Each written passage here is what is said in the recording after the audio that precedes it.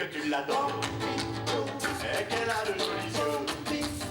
Mais tu es trop jeune encore pour jouer les amoureux. Il gratte sur ta mandoline en petit bambino.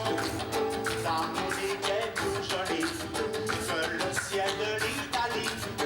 Et canta ta vocalise en petit bambino. Tu peux chanter tant que tu veux. Elle ne te prend pas au sérieux. Choisissez une poubelle, rajoutez une brosse à WC, versez un mètre de fil à linge, rajoutez à la préparation 3 allumés de la scène, mélangez le tout, saupoudrez d'un zeste d'humour, couvrez d'un moule à tarte, laissez chauffer 2 heures et voilà le résultat.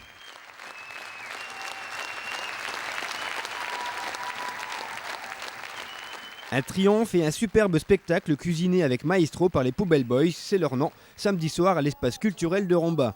Ne manquez pas prochainement de larges extraits de ce spectacle ainsi que des interviews des 3 musiciens.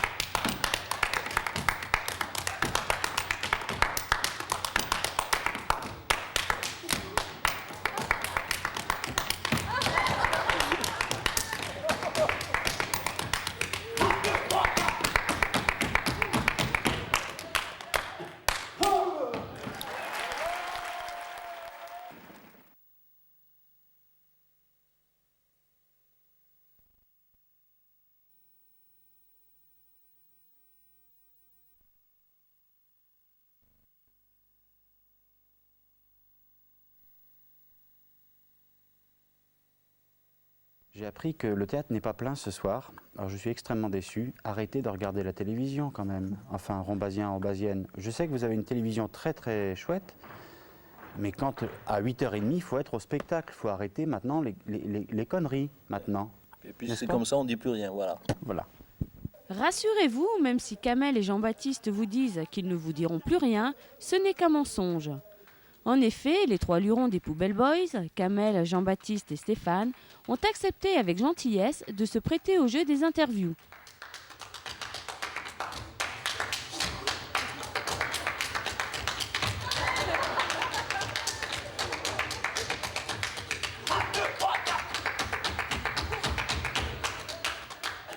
Dis donc, à force de pays de l'autre, tu fais les interviews, etc. Qu'est-ce que ça te fait quand tu entends toujours les mêmes questions au départ, du style pourquoi de l'humour dans la musique et pourquoi taper sur des poubelles? Bon. Eh bien, écoute, je suis un peu déçu parce que je pensais que tu allais me poser d'autres questions, justement. Vas-y, enchaîne. Alors, pourquoi je suis déçu? Pourquoi Alors, bon, on tape sur des poubelles parce que c'est un moyen de... Non, je te demande pas pourquoi tu tapes sur les poubelles. Je te dis, qu'est-ce que ça te fait d'entendre toujours la même question? C'est pourquoi vous tapez sur les poubelles? Ah, ça me fait mal d'entendre cette question. Imagine le journaliste qui arrive là pour la première fois, il n'a pas encore vu le spectacle, Oui. C'est quand même marquant, c'est emblématique du groupe de voir des poubelles, des bassines, etc. Et ça, sa question se justifie, et puis pour lui c'est la première fois. C'est vrai, ça fait peut-être partie du métier à ce moment-là, de devoir toujours répondre aux mêmes questions. Ouais. Il faut en accepter l'augure. Hein. Un peu comme le type qui chante toujours la même chanson tous les soirs, il faut qu'il donne l'impression que ce soit la première. C'est vrai. Ah, c'est bien, c'est toi qui viens de faire une réponse là. Elle est pas mal celle-là.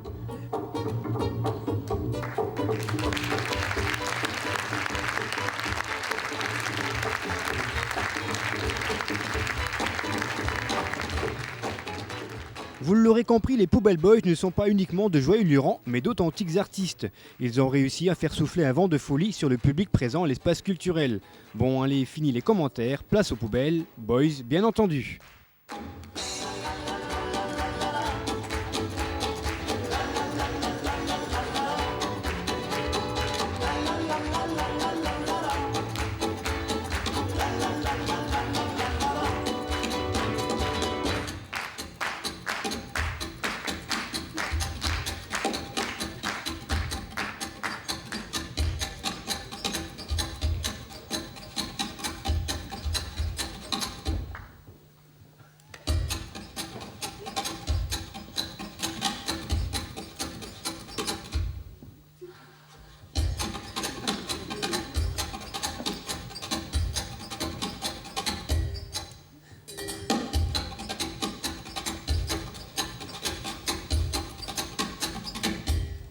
un solo, on fait ce qu'on veut. Hein. Qu'est-ce que ça te fait, franchement, de jouer à côté de ton beau-frère sur scène tous les Alors soirs? ça, je vais te dire, j'ai toujours séparé le boulot et le privé. C'est vrai? Oui, j'ai toujours su le faire. C'est pour ça que dans la vie, je te déteste et dans le boulot, je t'adore. Justement, on en vient au boulot. Parce que, bon, alors toi, tu es musicien, ça, Oui. tout le monde presque le sait. Je veux dire au départ, à l'origine. Les Rombasiens ne le savent peut-être pas. Voilà. Moi, je suis plutôt comédien. Et franchement, dis-moi la vérité, là, quand tu me vois venir à la création d'un spectacle avec des idées un petit peu biscornues et des nouveaux instruments, moi j'ai toujours senti dans tes yeux quelque chose comme bon, je vais faire plaisir au début, mais de toute façon ce sera non. Alors est-ce que je me trompe ou pas? Non, c'est jamais non. En fait, il y a de l'interrogation. Mais j'ai cette chose que j'ai depuis toujours en moi, qui est de me dire, avant de lutter contre l'autre et de dire non, c'est mauvais, j'ai toujours une remise en question au départ, à me dire mais pourquoi tu ne comprends pas ce qu'il veut faire? Voilà. Et puis heureusement que je me pose cette question, parce qu'en général, au bout d'un moment, je comprends ce que tu veux faire. Ah. Ou si je ne l'ai pas compris, Alors attends, je vais te le rafraîchir métier la se fait mémoire, quand même. tu vas voir. Vas-y. Je me rappelle à la création de ce spectacle-ci, là, le Oui. nouveau recyclage, Mhm. on cherchait le but du jeu. C'était, hormis de détourner les objets quotidiens de leur fonction première et d'en faire des instruments de musique, le but du jeu, c'était de ne pas dire de phrases intelligibles, en tout cas pas du premier coup, pas se servir du langage articulé normal employé par tout le monde. Et le but, c'était d'utiliser des onomatopées, mais quand même se faire comprendre. On n'est pas les premiers à faire ça, mais enfin, c'était une idée intéressante à creuser. Je me rappelle de ta remarque qui était... non, de toute façon, si on dit que des onomatopées, des bruits, des hic, des ça veut dire qu'on n'a rien d'intéressant à dire. Est-ce que tu maintiens toujours? Je maintiens toujours. On a un très beau spectacle, mais on n'a rien à dire. C'est justement ce qui fait la beauté du spectacle. Oh, bah, Parce il est que temps- si on avait un message, ce serait terrible. Ah, mais je parle pas de message, je parle de la manière de s'exprimer. Ah, la manière de s'exprimer, oui, mais ça, c'est uniquement dans la forme. Dans le fond, on n'a rien à dire.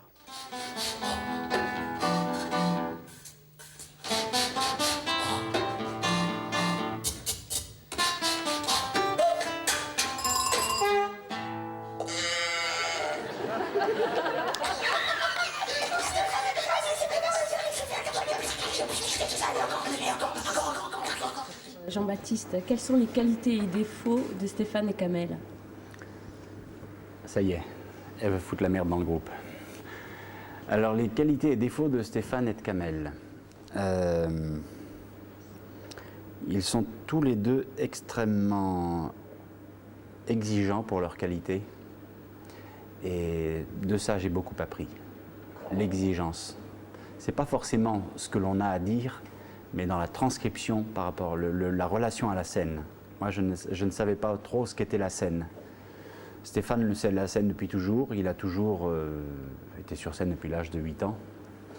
Même avant, j'en sais rien, enfin très tôt.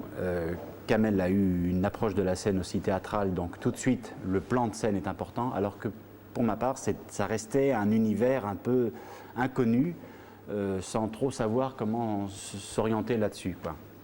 Je n'avais qu'une vision, c'est le public, qu'au départ je voyais et que maintenant je ne vois plus. Mais le cadre de scène ne voulait pas dire grand-chose pour moi. J'ai appris très tard ce que c'était cour et jardin, par exemple, le fond de scène, enfin bon, tout ça. Donc ça, c'est vraiment une très grosse qualité que je leur dois. Ils m'ont tout appris à ce niveau-là.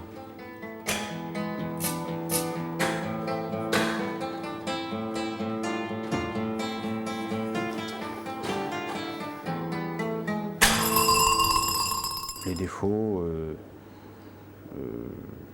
je pense que j'ai le défaut de Stéphane, c'est aussi le mien, c'est qu'on est peut-être un peu égoïste, on pense à notre gueule beaucoup, voilà. Et pour Kamel, le défaut de Kamel qui est le contrebassiniste donc du groupe, le défaut, il a un gros défaut, c'est qu'il vit avec ma sœur, ça je ne m'en remettrai jamais. Leur qualité, c'est qu'ils savent gérer le quotidien artistique.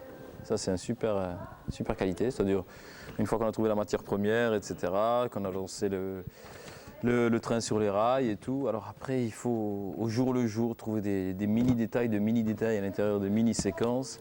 Et donc, il ne faut pas avoir peur de chercher, de continuer de chercher, même si on a déjà créé le spectacle. Alors, les défauts, c'est un manque de ponctualité pour l'un, et l'autre, d'être irrémédiablement la tête dans les nuages.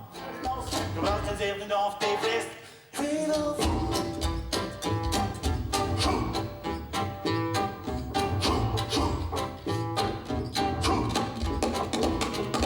I'm Un vieux boucan radeau en ras de vieux boucau, à ras de terre à Delhi, dans un cratère de Chili, un coup à la poilou, boxant à Kuala Lumpur, contre un blanc Bangkok, contre de Bangkok. Victoire, Macao. Un cœur de poule champagne, dans un bord du Liechtenstein, un kangourou sans sous, kangourou à Tombouctou, un Minnesota dans le Minnesota, Jonathan le Goéland, ivresse dans le Groenland, une coquette cocotte minute quand on est à Paris, il bute, un orang-outan buteur dans le vent de l'ambateur, un hibouchou à genoux jouant au genou à du bignou, une biche haltérophile qui se désarme. Pourquoi tu as quitté tous ces auteurs que tu adores pour venir faire des poubelles sur une scène?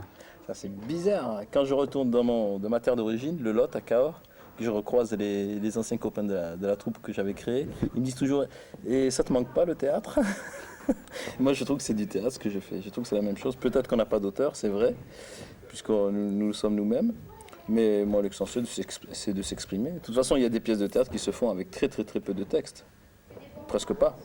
Donc, c'est pas toujours absolument incontournable. Oui, c'est vrai. Non, je ne vais pas dire c'est vrai, je dis rien du tout parce que je suis l'intervieweur. Et tu penses que si Stéphane n'avait pas été ton neveu et moi ton beau-frère, ça se serait passé différemment ou comme ça n'a rien à voir? Réfléchissons 2 secondes.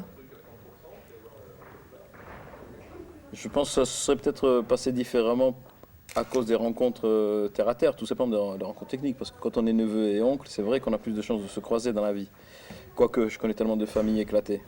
Donc non, finalement, ce n'est pas une référence. Ma réponse n'est pas recevable. Mais au deuxième point, c'est-à-dire au niveau de la rencontre artistique, moi, je pense que oui. Oui, je pense que oui. C'est vrai qu'il y a... Peut-être qu'on ne voit pas toujours très bien à côté de soi. Moi, j'ai tellement eu de personnes, de copains de classe qui m'ont dit « Putain, ta sœur, elle est belle. Hein » Moi, j'ai jamais vu la beauté de ma sœur. Ma sœur, c'est ma sœur. Je confirme, elle est belle, ta sœur. Ouais. Excusez-moi. Non, mais la tienne aussi, je te rassure. Oui, mais c'est vrai que ça, on ne peut pas bien voir parce que ce sont des traits qui deviennent familiers. Peut-être que je n'ai pas vu à sa juste valeur la qualité de Stéphane, mon neveu. Mais ça m'étonne parce que moi, j'ai toujours été frappé par son art. Et puis toi, comme on ne se connaissait pas du tout, et moi, je rappelle qu'on est de la même ville, qu'on vient de la même ville, toi et moi, mais enfin, on ne se fréquentait pas du tout. Non, on ne se fréquentait pas, non. C'était vraiment une rencontre artistique. Les quelques fois où on s'est rencontrés, c'était parce que tu étais au piano et que tu me demandais poliment de faire semblant de t'accompagner et que je ne mettais pas une dedans, quoi. Oui, on dit ça aujourd'hui, mais enfin, c'était pas vrai non plus, parce que sinon, j'aurais pas insisté. Je suis quand même pas maso, enfin non plus, hein, et toi non plus. Bon, tu jouais de la batterie comme moi, je joue du piano, quoi. Enfin, on n'était pas très bons tous les deux, mais il y avait toujours une bonne note, à un moment donné, dans l'heure qu'on jouait. Je ne sais pas qui c'est qui avait dit, il n'y a jamais de fausse note, l'essentiel, c'est celle qui vient après.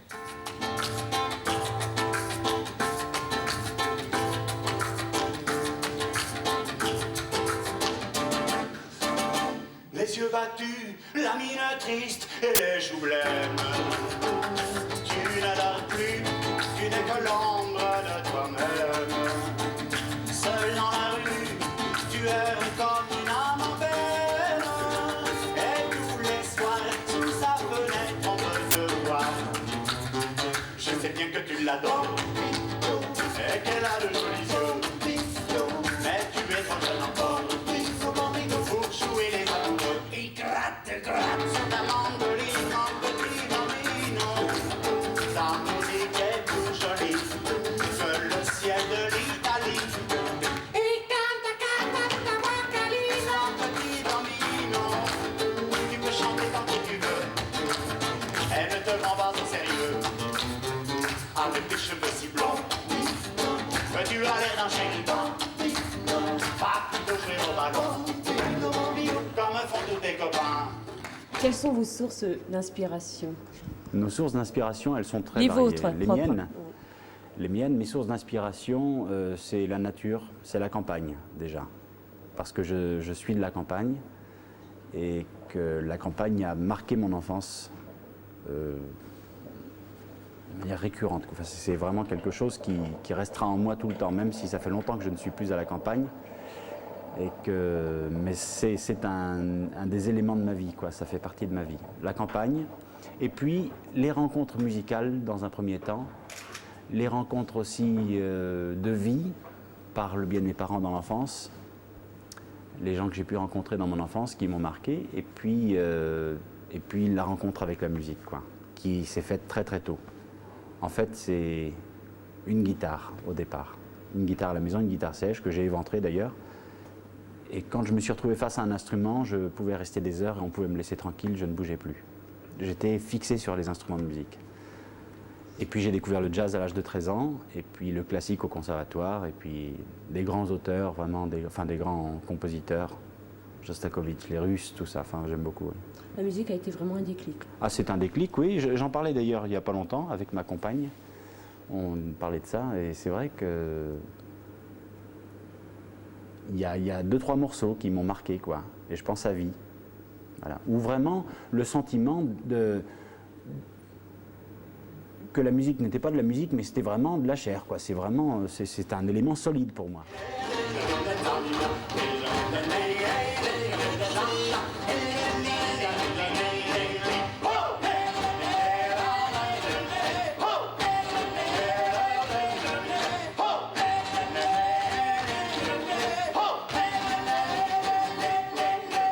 Comment sont nés C'est les sérieux? Poubelle Boys?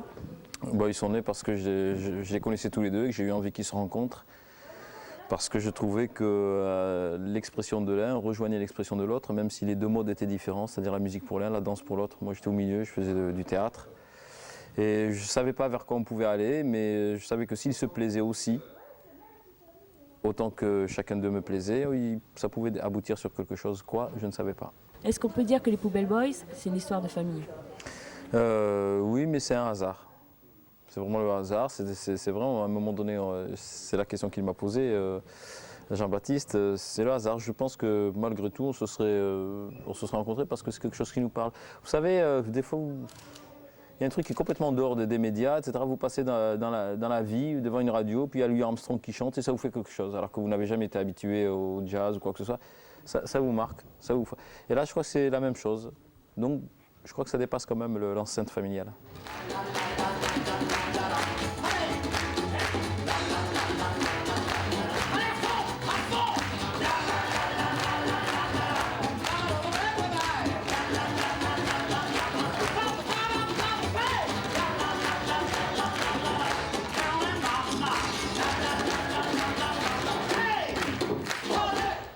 Stéphane, vous avez été champion d'Europe de claquettes.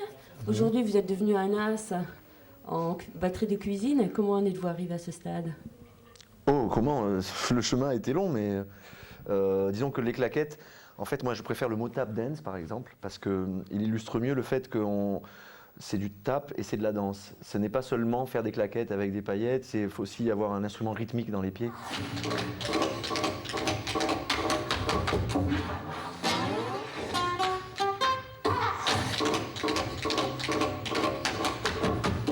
On appelle ça, pour rigoler, des percussions podales.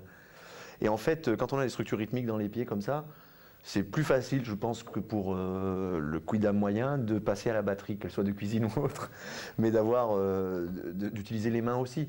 C'est juste des transferts à faire, mais grosso modo, les structures rythmiques, on les a normalement, si on a atteint un certain niveau.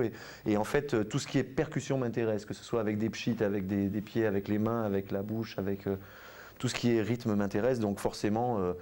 que ce soit taper sur le bidon pour faire de la salsa ou sur la batterie de cuisine pour le jazz ou sur les claquettes, pour quoi que ce soit, ça part du plaisir, quoi. Dans un bord du Liechtenstein, un kangourou sans sous, kangourou à Tombouctou, un Minnesota dans le Minnesota, Jonathan le Groenland, Yveston le Groenland, une coquette cocotte, une contente, les top à Lilliput, un orang-outan buteur dans le vent doute de l'homme batteur, un pibouchoua, jouant, je bras du mignon, une biche à terre, fille qui se désaltère à riche. Où puisez-vous justement vos inspirations alors? Un peu partout en fait, un peu partout. Généralement dans tout ce qui fait bouger le cul des gens. Que ce soit du steel drum à Trinidad, des steel bands par exemple. Vous savez, ces grands orchestres avec des bidons de pétrole, mais c'est pas simplement des percussions, c'est de la musique, de l'harmonie. Je suis parti à Trinidad étudier ça. Ça m'inspire beaucoup, les percussions maghrébines, les rythmes m'intéressent beaucoup. Je les écoute en Afrique aussi. Je suis parti monter une comédie musicale par là-bas au Bénin et j'ai découvert des structures rythmiques complètement dingues où j'ai beaucoup à apprendre, je me rends compte d'ailleurs dans ce cas-là. Aux États-Unis, c'est encore autre chose. Et généralement, tout ça m'inspire, quoi. Le tango argentin m'inspire beaucoup aussi, sur son déplacement, sur la façon d'utiliser le rythme aussi. Tout ce qui se danse ou se joue ou est festif. Et je me suis rendu compte qu'il y avait beaucoup de points communs en salsa, par exemple. La salsa est une combinaison rythmique l'une des plus riches en fait, enfin la salsa et autres et dérivés, hein, des plus riches, dans laquelle il est très intéressant d'aller puiser, de voir comment ils font, comment ils placent les temps forts et les temps faibles, et puis essayer de les reproduire après avec n'importe quoi, avec une râpe à fromage s'il faut.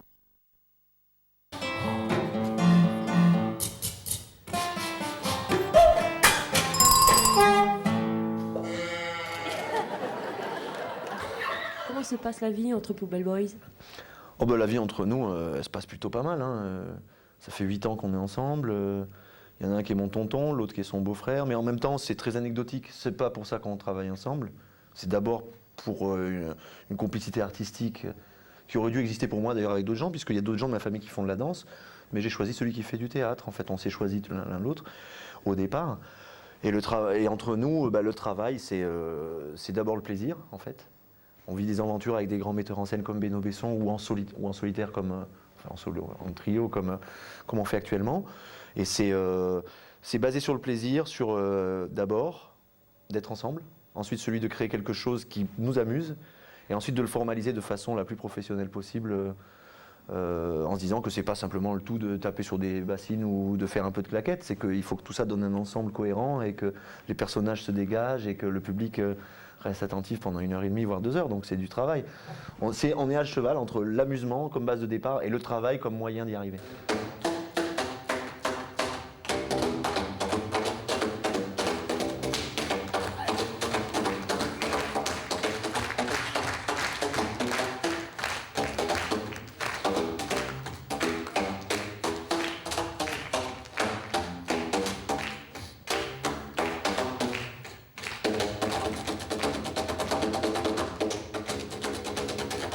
Qualité et défaut de mes deux compères. Waouh. Vous leur avez posé la même question, ils ont dû me massacrer. En fait, pour faire simple, on va dire que les qualités de chacun sont aussi ses défauts, parce que aller faire des défauts, ça veut dire que j'irai baver sur mes deux potes, c'est quand même pas possible. Alors, ne tournez pas la caméra, il est nu, il passe derrière pour aller à la douche. Qualité, on va prendre Jean-Baptiste, sa qualité première, celle qui m'a le plus sauté aux yeux, c'est sa qualité artistique. D'une part, c'est vraiment sa qualité, c'est-à-dire sa façon de faire du trombone vocal, de chanter, de swinger. Quand je l'ai connu, il était jeune. Moi, je pensais qu'il n'y avait que des vieux noirs américains qui pouvaient swinger comme ça. Je ne pensais pas que ça existait en France.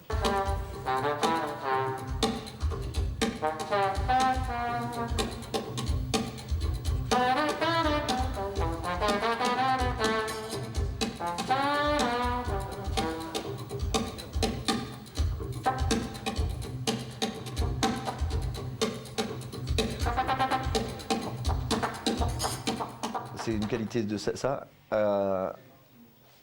accouplée, on va dire, à sa gentillesse naturelle. Ça, c'est Jean-Baptiste. Son plus gros défaut, sa gentillesse. Parce que, voilà, des fois, il ne sait pas dire non. Et alors, quand il le dit, il a trop accumulé, on va dire. Et quant à Kamel, qu'est-ce qu'on va dire? Sa plus grande qualité, elle est... je vais prendre celle pour laquelle j'ai joué avec lui, c'est parce que je trouve que c'est une bête de scène. Alors on va quand même en trouver une humaine à côté, c'est un opiniâtre, c'est un bosseur, c'est quelqu'un qui va au bout des choses. Et alors, dans ses défauts, il y a peut-être ça aussi. Il y a ce côté jusqu'au boutiste, où à un moment, peut-être que les gens ne suivent pas tous autour, je ne sais pas. Et donc forcément... mais c'est une très grande qualité, je trouve, pour amener un groupe vers l'avant en général.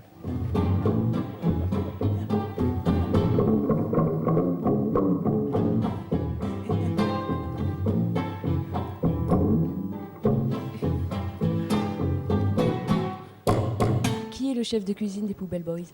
Ah, c'est Jean-Baptiste. Ah, Jean-Baptiste, là, parlez-lui de la rougaille saucisse. Jean-Baptiste, ah oui, il s'y connaît. Il n'est pas fleur bleue, mais il est cordon. C'est moi. Non. Kamel cuisine très très bien aussi. Mais l'époque où nous avons vécu ensemble à Paris dans le même appartement, pour réduire les temps de transport et autres pour se retrouver quand quelqu'un avait une idée, nous avons vécu 3 ans et la plupart du temps je faisais la cuisine avec un grand plaisir, vraiment. J'ai toujours aimé faire ça. Pour terminer cette mini-interview, comment avez-vous trouvé le public rombasien? Bah écoutez, vous l'avez vu comme moi, ils étaient debout à la fin. J'ai vu plusieurs velléités des gens de se lever, alors c'était très marrant. Parce qu'en France, contrairement à d'autres pays, on hésite à se lever. On ne sait pas si c'est poli ou si c'est pas poli. Alors que ça nous fait énormément plaisir, il faut le savoir. Et finalement, ils se sont levés comme ça, un par un, donc individuel. Et à un moment, quand il y a eu un groupe qui s'est regardé, qui a décidé de se lever, tout le monde s'est levé. Comme quoi, l'instinct grégaire, c'est quand même quelque chose. Mais tout le monde a enlevé sa pudeur pour nous faire une fête. Et ça fait vraiment chaud au cœur, surtout par les températures qui courent. On l'a trouvé donc excellent. Moi, j'ai trouvé très attentif, aussi bien sur le texte que sur la musique. Pas très extraverti non plus, il y a aussi une certaine forme de retenue, mais qui n'est pas désagréable. C'était vraiment du plaisir, moi je suis content, je suis heureux d'avoir joué ici. Et je suis tombé tout chaud quand même échoué contre sa bouche qui a dit donc du lait quand elle serait, quand elle eut entendu, et dit donc de nous quand elle est furée. Qu'elle est méchante. Il suffit de pied devant une poubelle qui ferme les yeux dans la gauche. Il suffit de pied devant une poupée qui fait moi quand dans la gauche.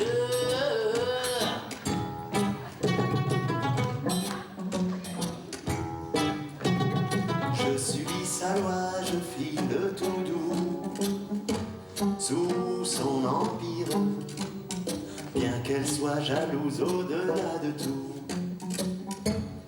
et même pire, une jolie pervenche qui m'avait paru plus jolie qu'elle, une jolie pervenche un jour en mourut, à coups d'ombrelle, ensemble, ante una muñeca mi fe, chiquitín, que parpadea así la questo, ante una muñeca mi fe, chiquitín, dice mamá cuando la toco. Oui, si tu es avec nous, si tu es avec toi aussi, avec eux, avec moi, bref, il est parmi nous. Jésus